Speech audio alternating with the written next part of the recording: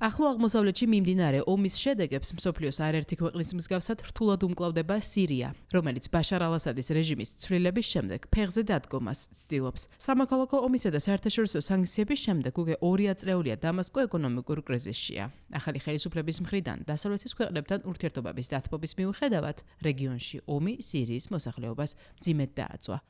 ხელშესახები აღარაფერია, ბოლო 2 დღეში ფასები გაფრინდა, ხორცზე, ქათამზე, თავად თქვით. ხელფასები დაბალია, მოსახლეობის 60% არ მუშაობს, ბევრი მშიერია. ნაწილი კი სიღარიბეში იხჩობა და დახმარება სჭირდება. მე სპარქსეთის ყურიდან $10,000 დავუბრუნდი, თუმცა 6 თვეში აღარაფერი გამაჩნია. არც შემოსავალი მაქვს და არც დასაქმების შესაძლებლობა.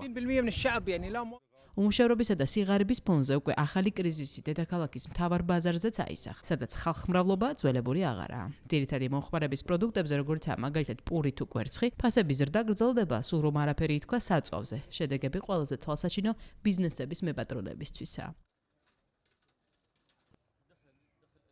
ამ წუთას ყველაფერი ძალიან ძვირია. ფასები საწვავზე, დიზელზე, გაზზე მაღლა და მაღლა მიდის. ადამიანების მყიდველუნარიანობა პრაქტიკულად განახევდა.